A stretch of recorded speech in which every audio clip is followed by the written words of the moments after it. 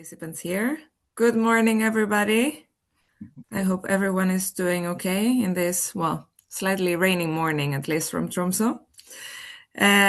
If you don't know who I am by now, I'm Alexia, project manager of the Arctic Europe Tourism Cluster from the Norwegian side.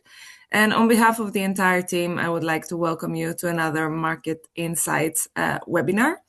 This is provided to you by the Arctic Europe Tourism Cluster, of course, but with the support of Interreg Aurora and in collaboration with Nordic Tourism Collective. And today with us, we have Paul here hosting this panel. I'm not going to steal too much time because we have a lot of ground to cover today, quite literally. But just for housekeeping purposes, as you know, these webinars are being recorded and uploaded later on to YouTube. So feel free to share with your colleagues and peers. Also, this is our second to last webinar of this series, and we have our last one on June 12th for Brazil and Latin America. And just for your convenience, if you have any questions or any comments, feel free to use the Q&A bubbles right here on the bottom of the screen. And with that, I wanted to welcome Paul and, of course, our fantastic panelists to today's session. Looking forward to hearing from all of you. Super. Thank you very much, Alexia. Lovely to see you. And my name is Paul from Nordic Tourism Collective, and delighted to be moderating 3 webinars with you this morning. And this one is about the Singapore and Malaysian markets. And first, I'd like to introduce you to Hannah Persson, who is our marketing expert with Per Anderson in Malaysia. And Elgin Zhao, who is a private designer for Intrigue Journey in Singapore. Hi, Elgin. And finally, Mike Lin, who's the operations director for World Travelers DMC in Malaysia. So, hi, Mike. Fabulous panel. Before we wanted to start to get some nice context here this morning. So I'm going to ask Hannah to share her screen and give a very short presentation on these markets. Over to you, Hannah. Awesome. Thank you so much, Paul. Thank you, everybody, for tuning in. I'm hoping you can see what I can see on my screen now. I haven't got many slides for you because I think, the most important is to listen to what Mike and Elgin have to share because they're really in the market doing this every day. But I wanted to give a kind of high level what is going on with the Malaysia and Singapore outbound market right now. I think particularly in the light of Middle East conflict and the fuel crisis, and what does that mean for the region? Because it has had quite a lot of disruption. So if I take Malaysia first, and I'm based in Kuala Lumpur in Malaysia, I mean, the Middle East conflict, Malaysia was hit very, very hard at the beginning by that through connectivity. A lot of Malaysia's connectivity to Europe is via the Middle East. It's with Emirates, it's with Etihad, it's with Qatar. So initially, we really did see this shock of a lot of connectivity being significantly disrupted, and particularly for groups, because Middle Eastern airfares have been traditionally pretty good. That led to a lot of cancellations or postponements. But I would say, as we are kind of moving and looking on, a lot of the series groups have already, and the series groups is in the groups who have collective series, many groups ongoing for the rest of the year, they had already secured a lot of their flight seats for 2025. So if they had previously booked with any of the Middle Eastern airlines, generally those are still continuing. They might have cancelled 1 or 2, but they are still selling. The only hit that is still kind of ongoing is last minute FITs. Those are still facing really high airfares, even those direct airlines, particularly those who do have direct, so KLM, British Airways, Malaysia Airlines, all of them going in to Europe are very much on the high side. But looking out forwards, I mean, Malaysia's GDP forecast for 2026 is actually quite resilient. Malaysia is an oil-producing country that has protected us somewhat. Of course, we're still seeing a fuel hit. There might still be inflation, but overall, it's one of the few in Southeast Asia that's predicted to grow this year. Middle East carriers have restored their capacity. Those fares are really competitive. Like I said, that if you want to go direct, it's still very expensive. If you're looking to go via the Middle East and you want to do that, they are competitive and they are available. Visa-free access, of course, for Malaysia. But I would just say that, and this has been the trend for the last couple of years, is there is still a very big interest in China. China opened itself up as visa-free to Malaysia, and you have seen over the past couple of years some of those groups who might previously looked at going to Europe swinging across a little bit to China. Of course, it's a very different product, but China is much closer and often quite cheaper. And on to Singapore. For Singapore, direct flights have maintained. So you've still got direct flights to Copenhagen, to Helsinki. Malaysia doesn't have direct flights to Scandinavia. So it has less impacted than its regional peers as well in that way. Again, the same, series groups still have their 2025 seats that they're selling. FITs that are last minute are still facing higher airfares. Similar to Malaysia, visa-free access to Europe. But what you are seeing is Singapore Airlines and Singapore itself really trying to position itself as a hub, a lot from the Australia to Europe market as well, not only just from Singapore to Europe. And what that means is Singapore Airlines is actually adding more European flight capacity at the moment. It really wants to take advantage of this momentum that it has. So that's something kind of interesting that's going to play, I think, in that Singaporean outbound travel to Scandinavia, to Europe in general, in our favor. And there is still that interest to China. So, I mean, overall, if I'm looking at the markets, I think that there is a lot of potential in Southeast Asia still to go to Europe. But I would say we're looking more probably realistically Q3, Q4. As we go towards the end of the year, I think a lot of agencies are still working with the fallout of the conflict and nervousness of consumers. But I'm excited to hear what Mike and Elgin have to say, and maybe they disagree with me, which is fine. So over to you, Paul. We love disagreements. Thank you very much. Thank you very much, Hannah. Fabulous. And thanks for giving us an idea. And I think it was just important that we touched on the Middle East conflict, that there have been certain impacts, but we may be getting through them. And obviously, as things get solved, it will be less of a problem moving forward. And I think the rest of the discussion is more focused about the markets and the potential in the future. So we'll put that aside a little bit. But what I wanted to do was now introduce our two experts in the markets. First, Mike Lim, our Operations Director in Malaysia for World Travellers DMC. And Mike, could you tell us, first of all, a tiny bit about your organization and what you do, and maybe also a couple of words about the Malaysian Traveller FIT versus Group. Over to you, Mike. Hello, everybody. Hi, my name is Mike. World Travellers is still a very young company. So in the context, what is happening now in Malaysia after all these things that's happening, everything seems to be going back now. The demand is back. FIT travel have been increased. In fact, a lot of people have actually so-called taken the opportunity of the revival of Emirates, Qatar, and Etihad. Their airfare is just, wow, it's really enticing to go there. So what can I say about it is my whole family can travel to Europe, but I cannot buy one ticket from direct flight. Of course, Mike, I was going to ask you if we put aside the conflict at the moment, and generally regarding the Nordic region and specifically the Arctic region, is this what it is about this part of the world that maybe attracts the Malaysian travelers? Is it possibly the snow, the northern lights? What is it that really entices that market? Actually, what entices is actually the obviously you said it right, the snow and the lights. The northern light is something that is always they are looking out for it. And obviously these last couple of years have been a very good, readings and sightings and everything like that for the last, I think, 2 years. And hopefully this year it will still continue. That's why the planning for Nordic is still ongoing in September onwards, towards the end of the year. I mean, I'm talking about, let's say, December, till December. I don't see anything next year yet, but I'm seeing it already, inquiry coming in from almost the last few months, the last quarter of the year.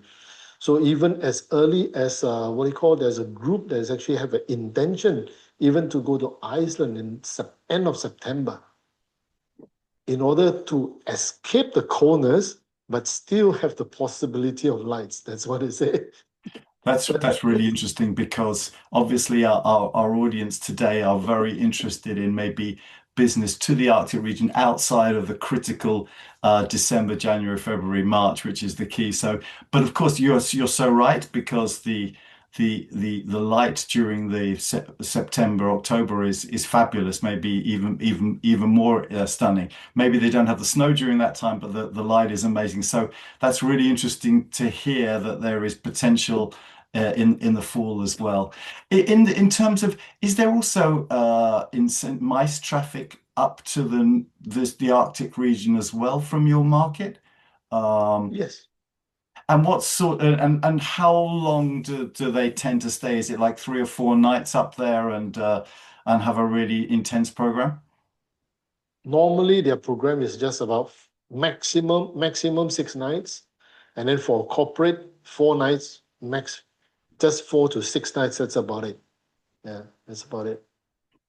And as far as I understand, these programs can be very large groups as well. So they could be maybe a plane load of passengers going up to the region. Yeah. Well, very unlikely they will have a big, huge plane load. Normally it's about maybe 1 coach or 2 coach at the most. Yeah, because for the Nordic region, it is not really advisable for anything beyond 3 groups or even 4. So 2 groups is just reasonable. Anything above that is a little bit tricky for the restaurants. Absolutely, absolutely. And one last question on the FIT side. We know that there's quite an interest from your market for the igloos, so they can stay in these beautiful igloos and see the Northern Lights for themselves. Is this a market that's still very strong? We can see the Malaysian figures were pretty impressive last year.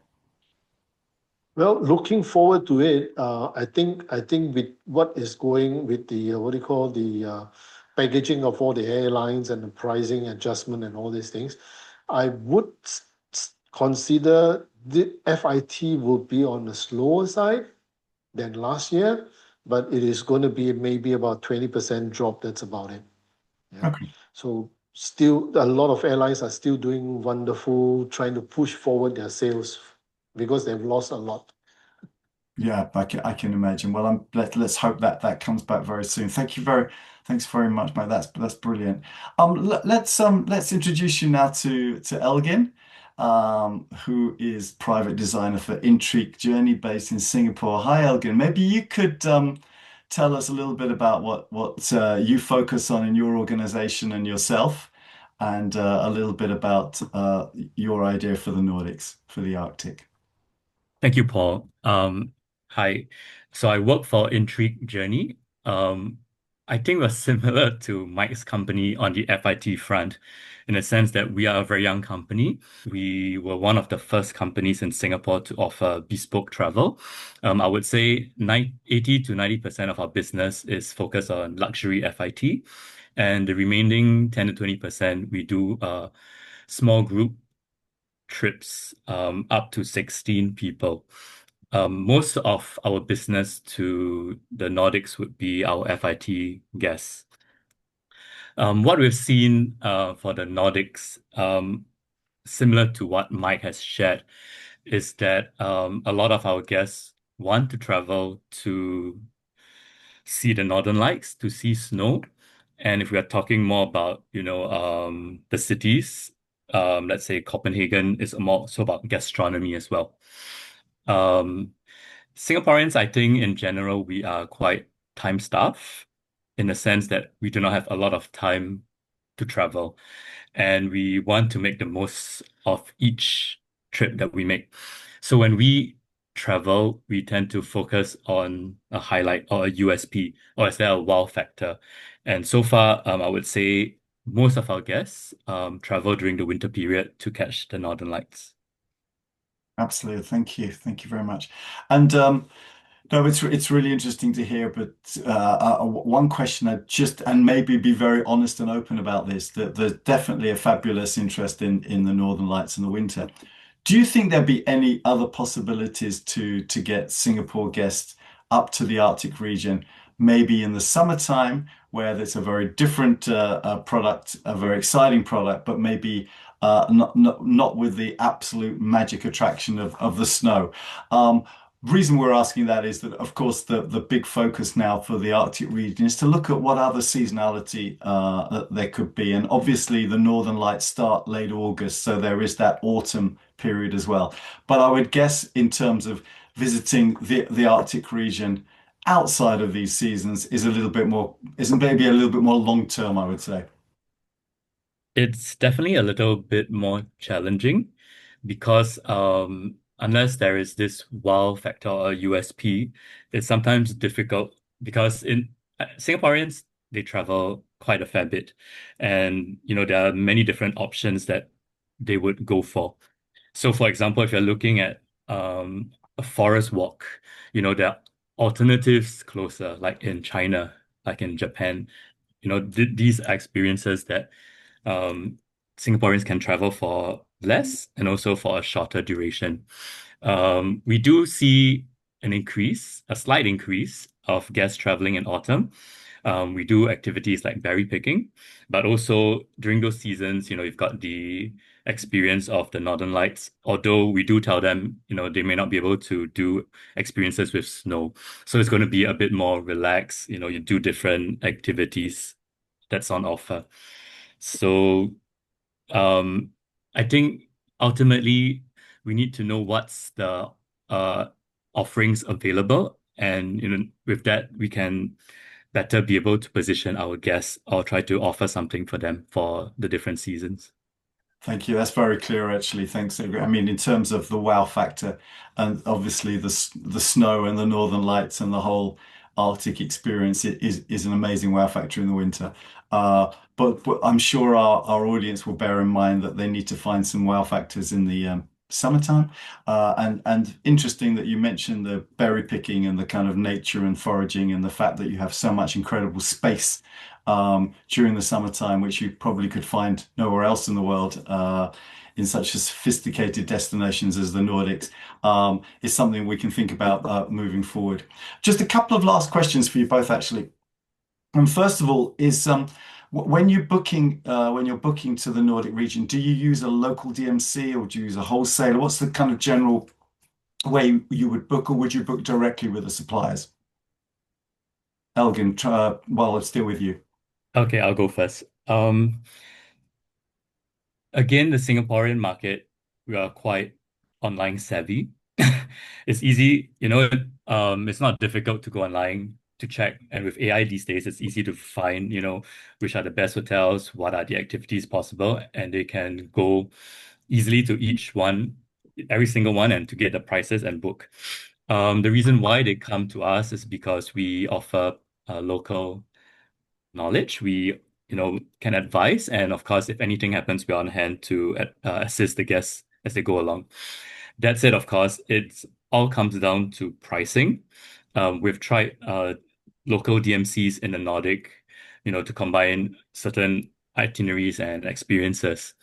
Unless there is, again, a really wow factor and the guest really likes it, we go direct to individual accommodation activity providers to get the activities. Again, like I said, it's not hard for the end consumer to do it. It's also not difficult for us as a travel advisor to do it as well. And for us, I think that's the way that works. So unless the price discrepancy is not so great, we would obviously prefer to use a DMC who can also maybe offer something more unique or to offer local support. But if the price difference is so great, then we would be able to book direct as well. You've answered both my questions in one, because the price factor was something I was going to ask you as well. So that's obviously a very important part of it. But if the package itself is competitive, then of course there's potential to use a local DMC. But also very interesting that your market is so tech savvy, probably one of the most actually, and I'm going to ask the same with Mike now, and that's very interesting for this segment as well. So Mike, over to you. In terms of Malaysia. Can you let us know in terms of your booking procedure if you use a DMC or if once again that the direct bookings and tech savvy Malaysian market are very much involved there? Well, FIT market is actually very simple with all the information online. But for where I come from, where I stand for MICE, very much we will tap towards the DMCs.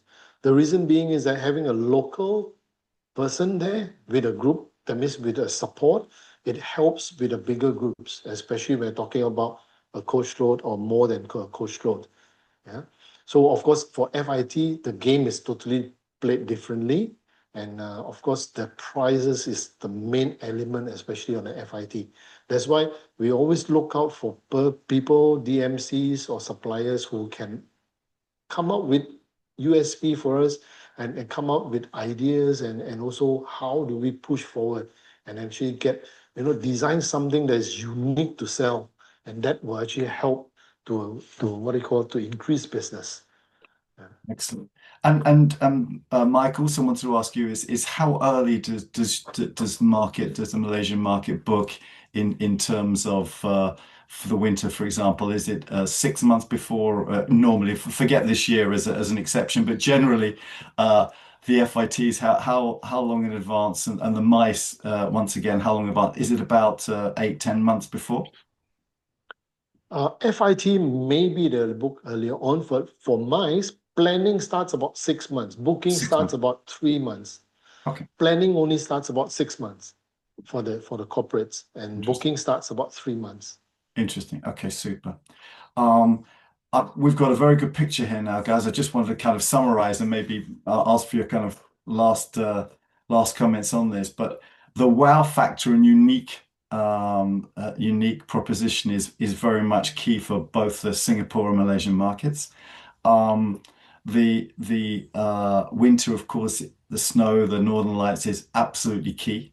But we also heard from you at the beginning, and I think this is why we wanted to accentuate it, Alexia, for these markets, is because of the reliance on the Middle East as a kind of connection towards the Nordics. We had to emphasize the situation at the moment, which I'm sure will improve. I know every day we get different news on yes, it's going to be solved very soon. No, it's not, but hopefully we're nearly there. Whereas some of the other Asian markets have different routes over to the Nordics. But of course, there are some direct flights also from this region up there. So there is winter business already on the cards. And interestingly enough, 6 months for the planning. So we're talking very soon to start discussing the requirements for these markets. But they're tremendous spenders, I think, in the market. And maybe you could just the last words, both of you, just give us an idea. Does a guest that come over to the Nordics that spent all that money, are they good spenders? Are they really indulge when they're out there and get the most of their unique and wow trip? Mike, over to you. For MICE market, they always want to have the lowest of price and best of value. Best of value. That's very different to some other mice, but very Yep. clear. Thank you. Yeah. And the FIT, they're a little bit different. They're pretty good spenders, yeah. Yeah. And They Elgin, want luxurious. luxury. They want luxury. They want to really, really enjoy it, and that's the FIT business that especially for my company is having. And so this is what they want. Super. Elgin, maybe finally on you, the kind of traveler, the expenditure and what they do in destination. Well, I think a lot of guests actually follow what Mike said, the lowest price for best value. But we do, or even though we say we do luxury FIT, what FIT means, it could range from someone who's looking for a four-star hotel and, just to tick off certain experiences. We do have guests who also want to go all private, get the best experiences. We've got direct flights on Singapore Airlines to many cities in Europe, but most commonly would be Frankfurt or to Copenhagen, and then they'll go up to the Nordics. Singapore Airlines has been very consistent, but except for the airfares, shot up quite a fair bit. But we do have guests who will still take Singapore Airlines business class, happy to pay 8 to 10K for the flights, rather than to take the risk and to go to the Middle East when there's a bit of uncertainty. That's some of our clients. But we also do have those, who will go for good value flights through the Middle East as well. So back to your question, we do have guests, yes, who will want value, who just want to tick off certain experiences.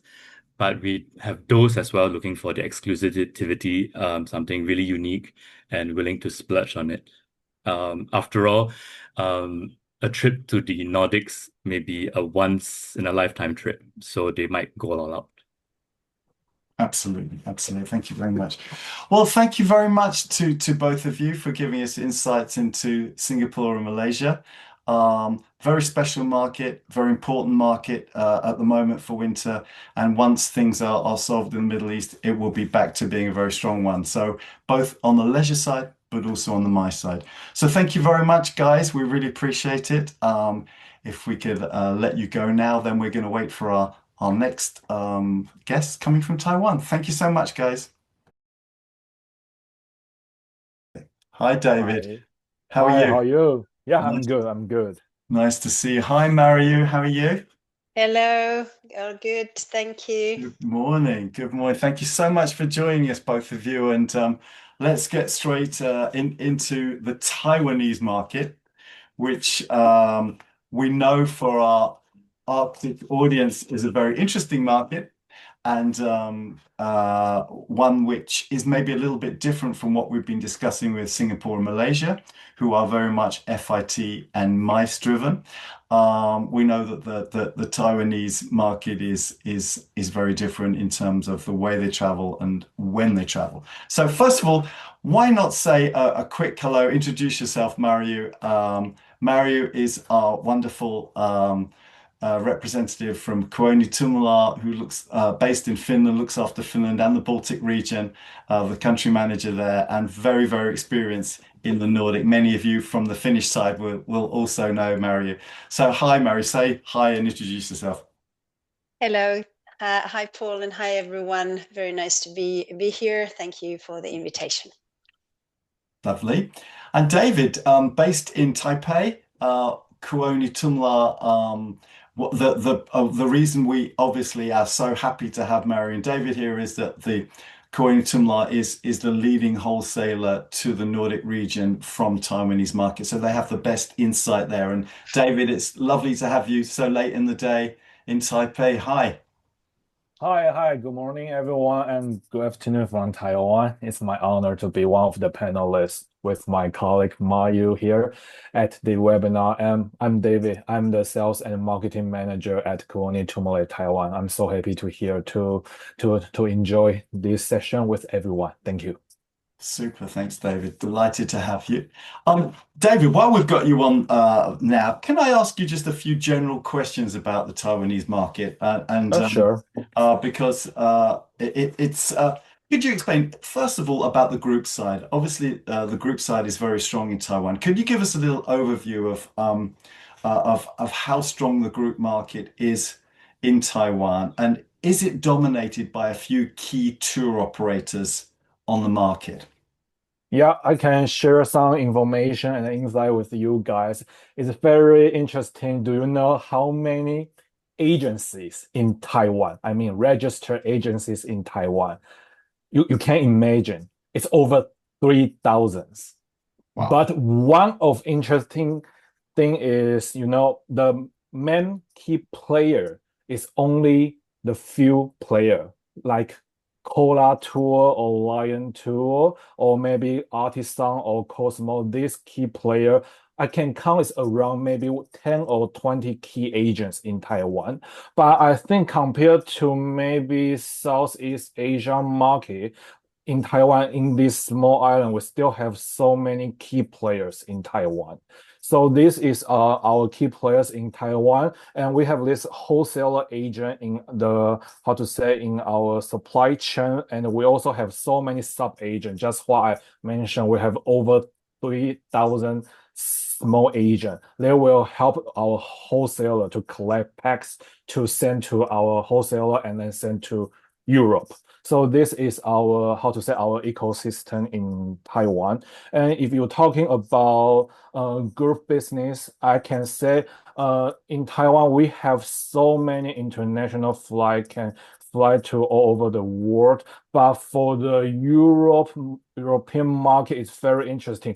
Over 50% tourists go to Europe is join group. Yeah, but compared to maybe the United States or Australia, they are very strong FIT market. But for Europe in Taiwan, we still very rely on our group business. Yeah, so this is our, how to say, our travel business to Europe. Yeah, by the way we go to the Europe. And one more very interesting information to share with you is we are after the COVID, the number of tourists go to the Arctic region, they are increased significantly because after the COVID, the YOY, the year-on-year growth rate is over 30%. Oh, yes. That's exciting our audience, David. We love to hear that. No, we'll come back to you on that one because I think that's very, very exciting how interesting the Nordics is. Just one thing I wanted to ask Mario. Generally, when the Taiwanese groups travel into the Nordic region, approximately how long do they stay? Are the tours, and do they tend to visit a number of destinations at the same time? I'm talking about generally to the Nordics. General to the Nordics, it's quite challenging to say generally because it depends very much. To the Arctic region, which is still primarily the winter season, they tend to stay quite long. The tour is then most of the tour, like 90% of the whole tour, stays in the Arctic region during the winter months. But then during the summer months, which is also an active period of their traveling, their stays in one country is a lot shorter. They do still a lot of the touring business, the Scandinavia tours or the regional tours. So it really differs very much. But for the Arctic region, the stays are pretty long, 1 week minimum, I would say, up to 10, 11 days, sometimes even more.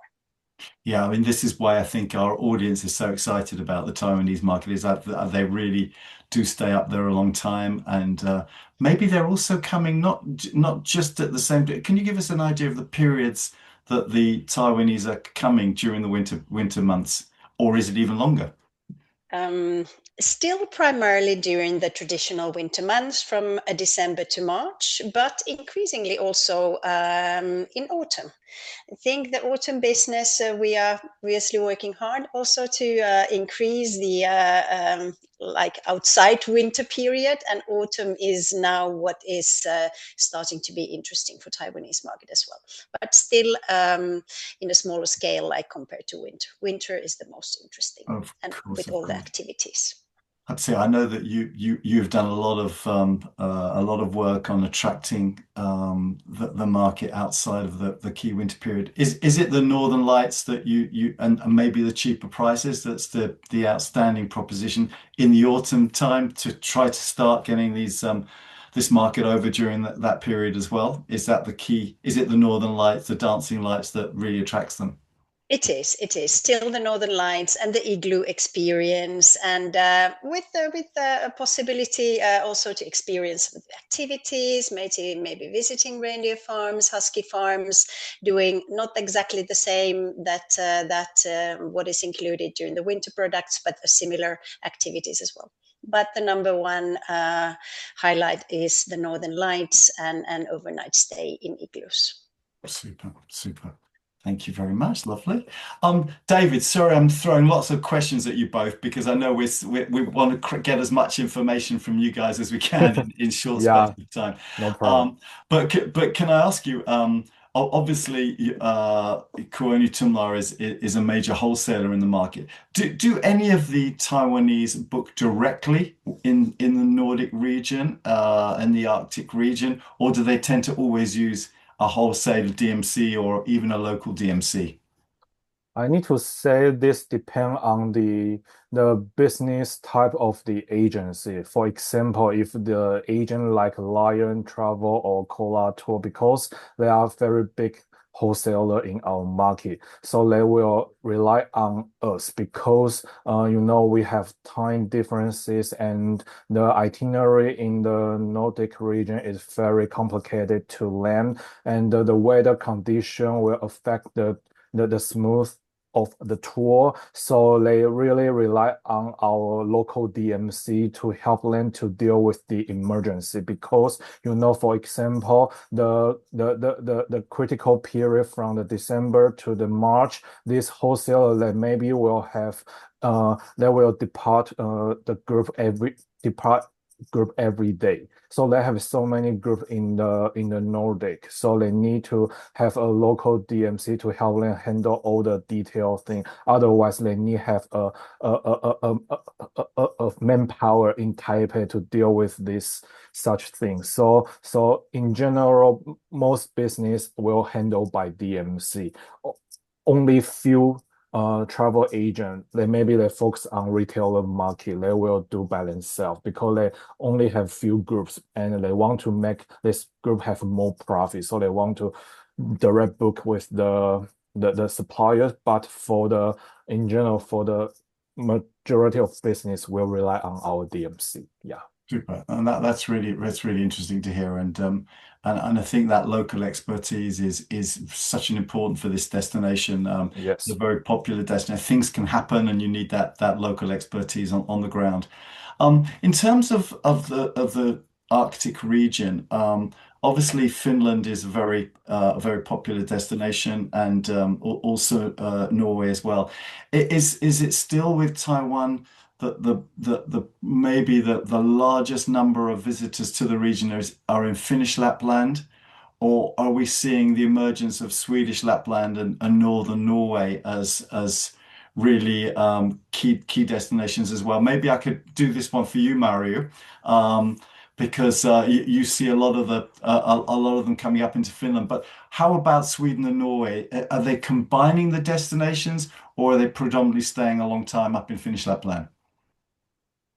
I think still Finnish Lapland is the strongest, probably. But when it comes to our Taiwanese tours, most of them, at least many of them, also want to combine at least part of northern Norway. So it's often a combination of the destinations, and it also has to do with the availability, obviously. But we do see an increased interest of Swedish Lapland as well. Connectivity is still maybe better for Finnish Lapland, so I think that is one of the big issues there. But the Arctic experiences as such are interesting for Taiwanese market, whether it is in Norway or Sweden or in Finland. So ideally, the Taiwanese who would actually really enjoy maybe visiting all three of the Arctic regions if it was possible with connectivity, etc. Yes, I would say so. Yeah, and the services provided and the activities and the services provided in the regions. Yeah, absolutely. Because as you probably know better than anybody, they are very different what the offerings are in the three countries. But that's really what I think interests our Arctic audience so much, is that there is this real interest to travel extensively in the region. And to have different experiences up there. What is it when they're in destination in Finnish Lapland, Mario, that really the Taiwanese tend to do? What are they like doing when they're up in the Arctic? They want to do a lot. They want to do it all somehow. For many, it's probably once in a lifetime experience. So, as already mentioned, the auroras, northern lights, overnight stay in an igloo, different aurora programs during other evenings, and then combined with all the traditional activities. Reindeer, husky, snowmobiling, potentially some cultural activities. Not that much, but for some of the groups are also interested. Obviously, Santa Claus as well, icebreakers. So in many of the tours, there is everything one could imagine included. Oh, fantastic. And I guess the program is fully inclusive of everything. So there's probably not a lot of time at leisure when they're in destination. No, not at the moment, at least. It has been a full program, which obviously makes it also from operational side challenging to coordinate if any changes or adjustments or flight delays or so, because it's the programs are so packed. Absolutely. And a couple of more practical questions, maybe start with you, Mary, and then go to David. In terms of the booking window on the Taiwanese market, when do they tend to start asking for the quotations and then start the booking process for the winter period? Over 1 year. Over 1 year in advance. Over 1 year. Yeah. And that's Yeah, over general 1 in year. the market, yeah. So you need the Yeah. prices nice and early, David. What? Sorry? You need the prices nice and early from your Yes. suppliers. Yeah, not only price, and we also need our supplier can confirm the space to us as early as possible, because we need, because the product to the Arctic region is not very cheap in the market compared to other products in other European product in the market. So our customer will be very sensitive if we can confirm the space to them. For example, because they pay a lot of money to see aurora and want to enjoy the igloo, we can make sure we can confirm the igloo space to them. So not only the price, we only need the confirmation from our supplier as early as possible. So then we can have confidence to sell our product to our customers. Yeah. Super. Yeah, no, I fully understand that. And the price side of things is obviously very important. It's pretty competitive market, I understand, in Taiwan. Yes. So the operators want to make sure that they have very competitive prices in the market. Is that still the case?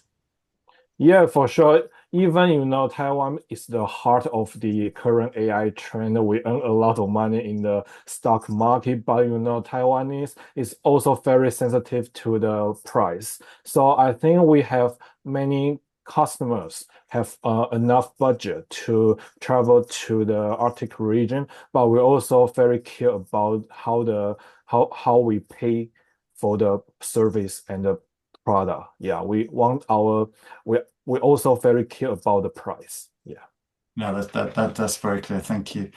I was going to go back to Mario with a similar question, is maybe a little bit of a different angle, but in terms of combining the Arctic with a different area of the Nordics, for example, it could be Tromsø and the fjords, for example, northern Norway and the fjords, or even one of the major cities, Helsinki, Oslo, or Stockholm with the Arctic. Is this combination still a factor, or do they tend to go straight to the destination as quickly as they can and then return back as quickly as they can to spend as long as possible in the Arctic? Or are they looking to combine with other destinations? Mario, any thoughts on that one? I think until now, most of the winter tours have been mostly staying in the Arctic area only. Maybe with an overnight in one of the capitals, Helsinki, but not adding much program there. But we also see now an increasing number of maybe overnight stays in the capital region, and an opening to add some of services elsewhere than the Arctic. So So that might be a development of the market a bit in that sense. But mostly the tours do tend to stay in the northern region. As long as possible. Excellent. That's what we like to hear. And I know that over the years you've done many campaigns to promote the summer period and the spring period in the Arctic region. Is there any signs of success on the Taiwanese market going up to the Arctic region in the summer? Obviously not staying for so long, but in terms of doing tours that touch the Arctic region, is that something that you're starting to see more of? Maybe not yet that much of a summer, although I would love that. I think there's, so many possibilities and beautiful nature, nice products also during the summer months. I think we have, started maybe or restarted after the COVID with the autumn promotion, and I may be thinking to try to enhance the autumn first, and then potentially add more summer products. But definitely summer is in our discussion with David and all the Taiwanese colleagues, as well as with the agents. So we hope to see that development coming up in the future as well. Fantastic. And I think that's what's so amazing about the Taiwanese market, is that if you find the right products, they're such amazing travelers that they're willing to explore and try something new. David, maybe going back to you, in terms of competitors to the kind of Arctic region, to the Nordics, what destinations in Europe are particularly interesting? I'm thinking maybe of the likes of Switzerland, which has a similar kind of environment and landscape in terms of mountains, etc., and snow. Is Switzerland a big competitor of the Arctic region, or are there any others in Europe that come to mind? I need to say, I don't think Switzerland is the competitor to your region, because you know what, as I know, the Taiwanese, if they want to travel to Europe, they will not only travel one time a year, and Switzerland is not very popular in winter period, and the Arctic region, especially Lapland, is very popular in winter time. So I don't think Sweden will cause our guests don't want to go to the Arctic region. Yeah, and because I even discussed, because Yellowknife in Canada is also very popular recently in Taiwan market because the Northern Light. But I also discussed this topic with many agencies in Taiwan, and they said, if our tourists, if our customer want to go to Finland, want to go to Nordic or Lapland, they will go. They want to, because we can go to the Yellowknife to see Aurora, and then we give up the Arctic region in Europe. So I don't think you will have competitor. Yeah, it won't be the issue for our Taiwanese to choose their destination. Yeah, that I think it would be music to our ears, because the development of the market is pretty amazing. And to hear that, can I ask a question, David, because you're obviously very much connected with the agents themselves, and how important is it for the agents to have very quick responses in terms of booking confirmation, confirming igloo space, confirming the programs? Is speed of confirmation important to your clients and to the market? Yeah, yes, super important. We need to get very quick confirmation, and then we have confidence to sell the product. Yeah, so the quick confirmation is super critical to us. Yeah. Okay. And basically the prices are needed at least a year in advance. Yes, for sure. Okay, yeah. Super. Okay, great. Thank you very much. Just got a last questions for you both before we let you go. But I think it's just kind of summarizing what you said. I think that the fact that since COVID, the Taiwanese market has really really found a home in the Arctic region in terms of a really exciting destination. We just heard from the Singapore and Malaysian markets that the wow factor is so important for them to attract people to the region. But I think you're a more kind of mature market in terms of the Arctic now, and it's been a number of years that they've been visiting, but now it's gone up another gear since COVID. Is there anything that you would like to ask our Arctic suppliers that they could do to help you to sell more, to get more people up to the region? David, is there any wish that you'd like to ask them? Yeah, I heard a lot of feedback from our agents in Taiwan. They say they feel our supplier is tend to work with FIT customers, not our group business.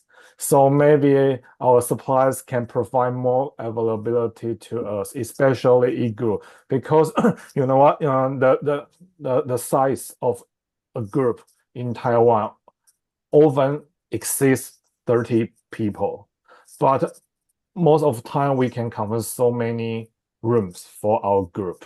So maybe our suppliers can provide more availability to us, so we can have more confidence to sell our product and get more business to you guys. Yeah. Super. I think that message was loud and clear. Thank you, Mario. Same to you on that one. I guess when you're facing the suppliers in the Arctic region, that they will say to you, yeah, but if you give us more business in the autumn, then we might be able to give you more availability in the high season winter period. Is that the case? Is there enough accommodation for this particular sector as they continue to grow and develop more products and more igloos and more hotels in the region? Are you still struggling to find it? Is there anything you would like from the suppliers as well? Yeah, well, definitely more space, I would say, but I think somehow our advantage and the challenge at the same time is that we work with many different markets. And when you were previously mentioned about the rates, at least 1 year advance, I would say that even 1.5 years in advance, somehow it seems to the pattern seems to change a bit year by year. And as we then obviously work with many different markets, we have to make sure that we serve all of them, and we somehow combine and compile our offering to all these different markets that we work with, like from our DMC point of view, which is slightly different here than the David's point of view. Indeed, the same thing. Appreciate the group allotments. And of course, the challenge that I think we are facing, that naturally all suppliers work in very different timeline and very different conditions and all that. So as Taiwanese market especially still wants to visit many destination within a destination, like many cities in Finland, plus combined potentially a destination in Norway. And if and when we receive conditions and rates to all these places at the very different time, and they are very different from one another, that of course makes it a bit more challenging on our side to work and put everything together. So that is just, I'm not sure if it's something that we can ask for really, but just, for you to understand the struggles that we are facing when working with different markets, and with especially, I would say, many in Asia still wants to go to not only one place. Europeans are pretty happy just staying 1 week in one destinations, but generally the Asian customer still wants to visit many places. And I think, Mara, just thank you so much, both of you. I think that the idea and what you've kind of informed our audience is that the Taiwanese are a really, really strong market for the region, but they also maybe don't stay 4 or 5 nights in the same place. They want to visit multiple places on their trip, and this makes the Taiwanese market unique. Yes, it's sometimes trickier for the hotels, for example, to find 1 night accommodation room. but the market itself is so exciting, so large for the distance it has to cover to get there. So I really hope that listening to Mario and David today, that the suppliers in all three Arctic regions will start to realize that Taiwan is a market really worth investing in. So thank you so much, both of you, David and Mario, for your time and for your expertise. We really appreciate it. And we'll leave you to carry on with your work, and we'll see you very soon. Take care, guys. Thank you so much. Thank you very much. Thank you. Bye-bye. Bye. Bye-bye. Thank you.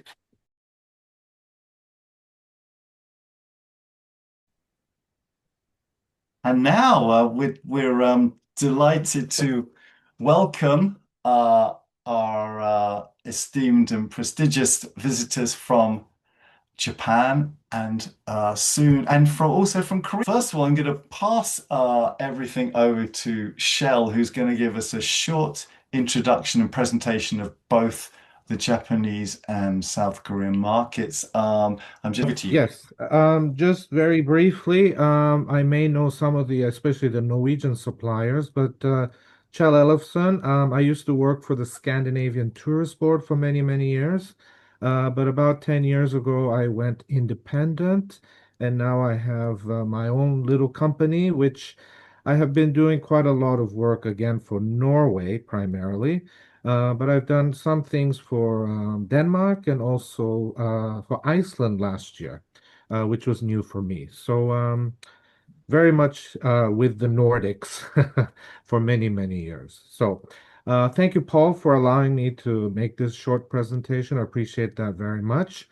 So I'm just going to go very quickly through just some of the things that we see in the Japanese and Korean markets right now. First, about the general market situation in Japan. It's very interesting because we are seeing challenges in the Japanese market ever since we went through COVID. But one thing that's very interesting, one indicator is that the stock market has never been as good as it has ever since in the post-war period. It's setting high records almost every day. So this means that people in the stock market and people who already have money have even more money. And this is reflected in the tourism industry because we see that the affluent market or segment is moving very well. When I talk to the tour operators, that's what they say, is that they're saying the affluent market is doing very well. And for example, when I talk with the airlines, they say there's no problem filling up the business class seats, but sometimes it's challenging to get the people into the economy class part of the plane. With regards to the turnaround of the market since COVID, this has been a little bit sluggish in the Japanese market. We see this throughout all different types of destinations, not only Europe, but it's about 70% of pre-COVID numbers. We hope that this will increase as time goes by, but at this moment, it's about 70% if we compare it to 2019. Just a couple very small things, but the government wants people to travel more abroad. So they are making some small incentives for people to travel, such as subsidizing for people to get more their passports. The exchange rate, this has also been very, very challenging for the Japanese market because the yen is so low. Against the euro, it's weak. Against the Norwegian krone, it's weak, and also against the Swedish krona, it's weak.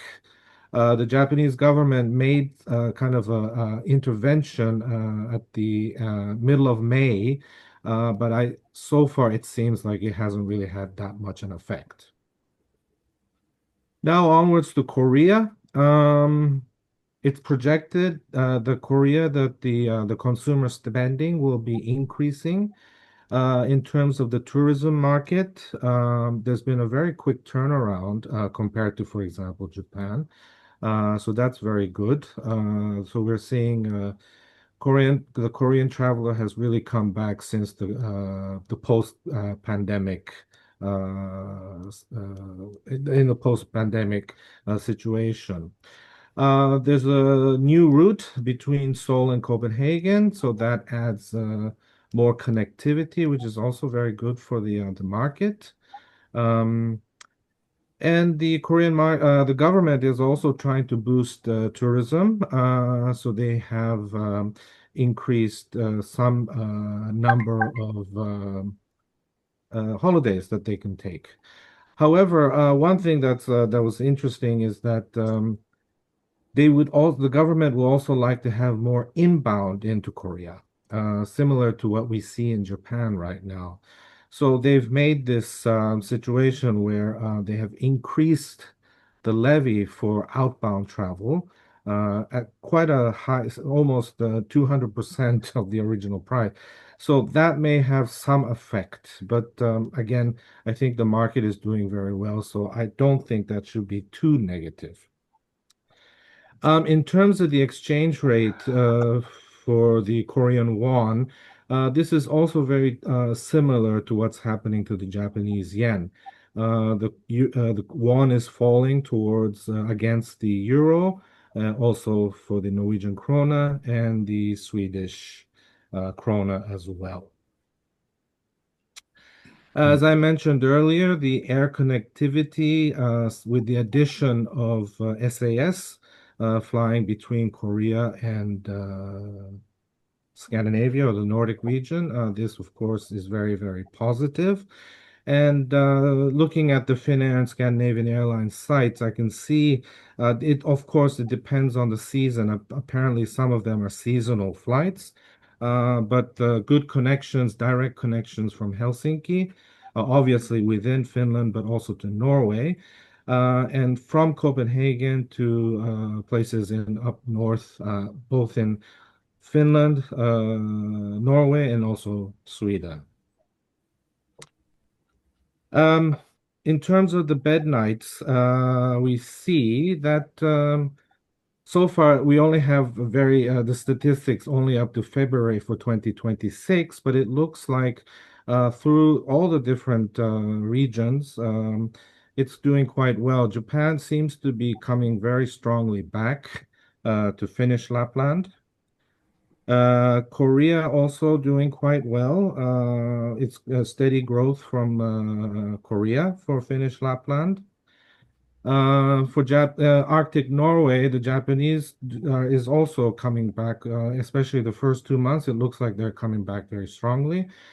Just to note, it's interesting because for Arctic Norway with the Japanese, it looks like there's some traffic during the summer months as well. So that's quite interesting. So that's very good to see. Korea also from Japan, from Korea to Arctic Norway. Also, we see some increases there as well. So that's also very positive. Japanese nights in Sweden, Swedish Lapland, it seems to be a little bit more sluggish compared to northern Finland and northern Norway. And then finally, Korean nights in Swedish Lapland. It looks like it's doing well, but it's interesting if we look at it over the history. From a historical perspective, it's very, very much concentrated in January, February months.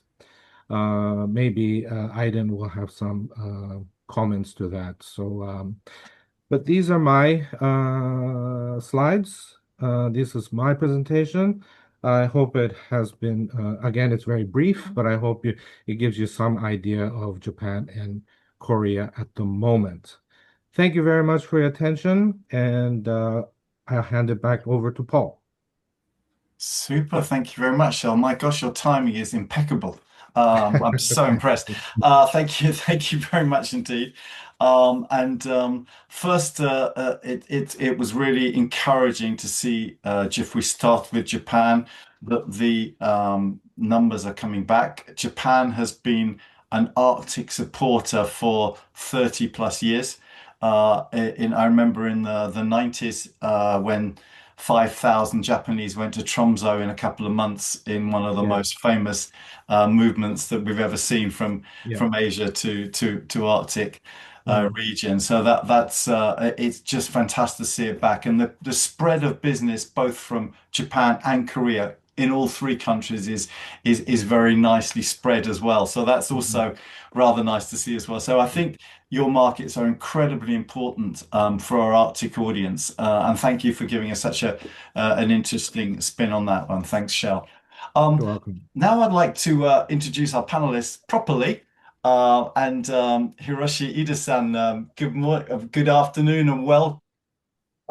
You go first. Okay, let me introduce myself. Well, my company is Alice Tour. It's located in Tokyo, where we established 2005.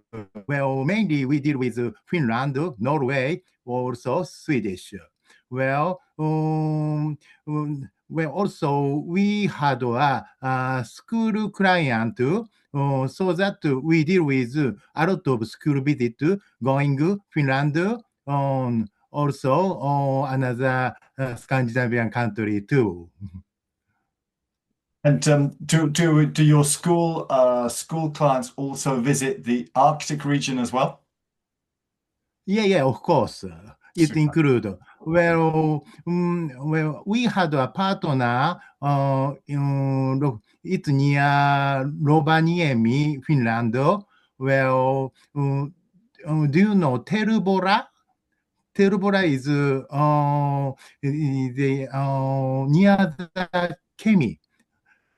Super. So you focus very much on this region. You have a lot of school groups as well. So I think that's a really interesting and interesting angle for our audience to hear from you. So thank you very much, Ida-san. Nice to see you. And Aidan, hi there. How are you doing? Say a few words about yourself and about Mickey Travel. Thank you. Hello everyone, and thanks for having me. My name is Aidan Min, and I'm a sales manager at the Mickey Travel Korea. Aidan, while I've got you on there, thank you very much. Can I ask you a couple of first questions about the Korean market? What is it about the Arctic region which attracts the Korean clients? What is it that they're mainly going for? For Korean travelers, the Arctic is once in a lifetime bucket list trip. And the main reason is the Aurora. But from a sales point of view, the Aurora alone is not enough. So what sells better is the full winter experience. The most popular package is what we call the Big Five: Aurora hunting, Santa Claus village, husky sledding, reindeer sledding, and 1 or 2 nights in the glass igloo. Especially the glass igloo is very powerful for Korean travelers. Excellent. So they do a lot of they want the whole experience. They're not just going for the Northern Lights. That's really interesting to hear. So in terms of a Korean group, for example, that spends 5 days, I guess 5 days is about the average time they would spend there in the winter. They would have a very busy schedule of doing all those activities during their stay there. Is that correct? Maybe more than 5 days. Actually, it's usually the Korean travelers go to the 7 days. 7 days. Cool. Very good. Excellent. Okay, good. And in terms of destination, is Finnish Lapland the key destination for the Koreans, or also Swedish and Norwegian? Is it pretty well spread between all three countries? Can you speak one more time? Yeah, the numbers of Korean travelers going to the Arctic region, are they well spread between Finland, Sweden, and Norway? Or is there a good mix between all three countries? So I'm trying to find out which destinations that they are most interested in. Most Korean Nordic products are multi-destination package, not only one country. The reason is simple. Actually, the flight is long and expensive. Yeah. So Korean travelers want to make the trip worth it. The most common combination is Arctic plus Nordic capitals. For summer, the strongest combination is Fjord plus Arctic. So in Korea, the basic product is usually multi-country package. So combined marketing works better than the promoting only one country. Okay, good. Well, that's we just heard from the Taiwanese market, and it's very similar there that they like multi-destinations, and I think that's very interesting. But I think the most important thing, Aidan, is that you also have clients from your markets going to the Arctic region outside of winter as well. Yeah, because winter is very popular. Yeah. So we should get some Korean media up to the Arctic region in the summertime. Okay, we'll take a note of that for our audience to see that if somebody can arrange that. But no, it's obviously great that it's a multi-destination market. Ida-san, could we come back to Japan for a little bit? Okay. What are the most interesting destinations for your Japanese clients at the moment? Well, now that many Japanese are seeking for the nature tour, well, of course, include field tour, also Northern Light watching too. Well, so that the Lapland has a lot of potential. Well, but the problem is the accommodation. Well, many Japanese would like to visit December, New Year, and peak season. Well, but in my opinion, well, autumn is the best season to watch Northern Light. But Japanese people are so busy, so it is difficult to get to the time. So I should change the Japanese lifestyle.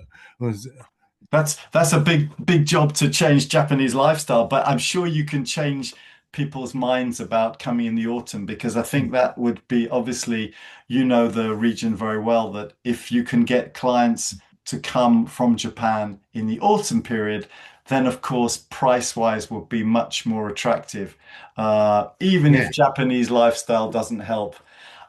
So is the price helping you to attract Japanese in the autumn period for the Northern Lights? Well, of course, the airfare is cheaper than, winter season. Of course, accommodation too. So that the price is better autumn season for our Japanese client. Well, the problem is they can't share the time on the autumn season. Well, but Japanese lifestyle gradually changed. So in the near future, we can share the time on the winter season. And Northern Light tour in autumn is much and more popular than now. Well, let's hope that that's the case, that we see those changes. Can I just ask you both first of all a different question, maybe Ida-san, while you're with us. Okay. In terms of you tend to use DMC, local DMC, is that correct? When you make your booking? Well, it depends on the travel agent. major travel agent, just like JTB or HS or something, they tend to like the major tour operator include DMC. But well, small or medium-sized travel agent, like our travel agency, well, they tend to we tend to book directly accommodation or transportation company too. The reason is why the answer is easily and quick get. And that's very important for you. So just to recap, so the large tour operators like JTB and HIS and Hankyu, etc., they tend to book through the big regional DMCs, whereas the small travel agents, the specialist operators like yourself, you tend to work directly. But that means you need good prices and you need availability early. Is that correct?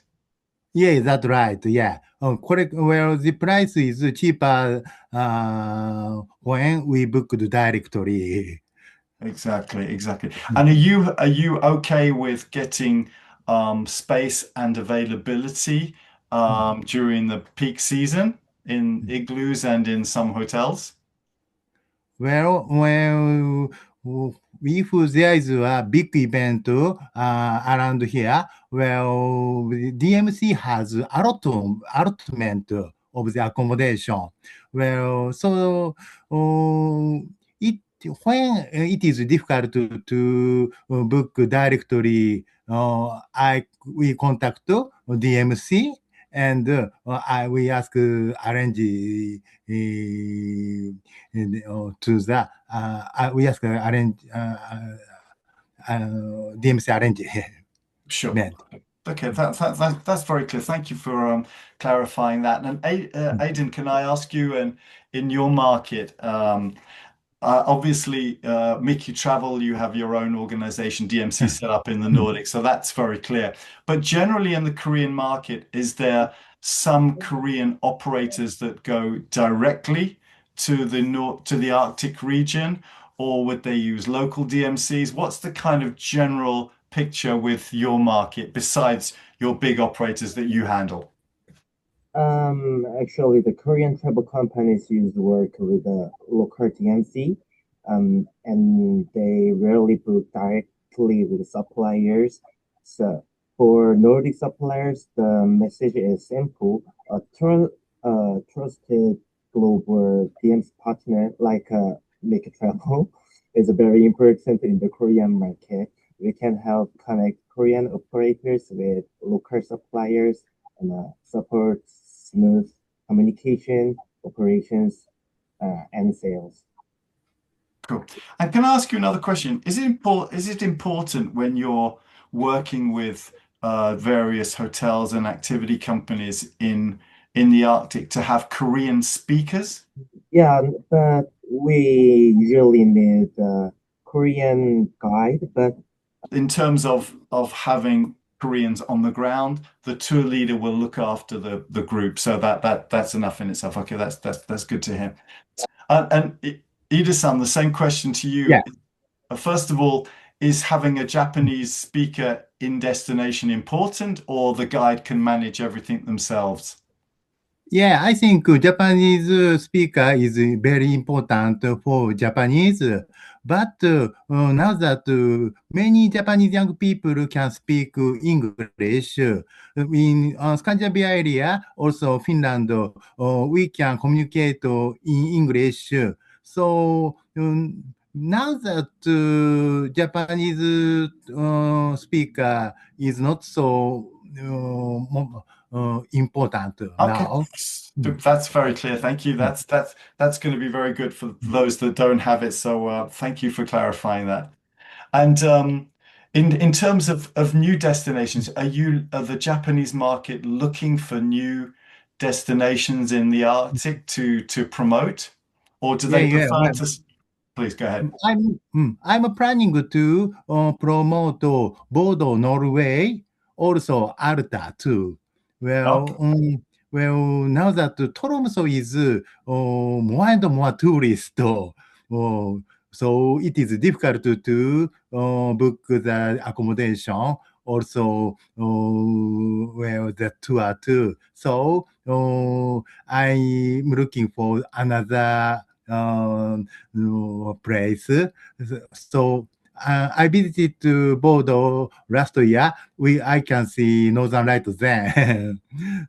Absolutely. I'm sure there's lots of places in northern Norway and I'm sure in Sweden where you could see incredible northern lights, which could be good alternatives to Tromsø or to the traditional Finnish destination. So that's interesting to hear that you're looking at Bordeaux as well and looking for new areas because I think that the Arctic European Cluster, Alexia's organization, it's a very wide, it covers a lot of areas in these three countries, and there's lots of new, incredibly interesting destinations and products that are available. So they'd love to get you to start planning tours to their regions as well. So thank you very much for that.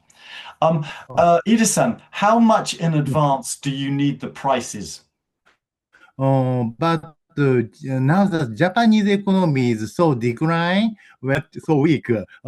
So if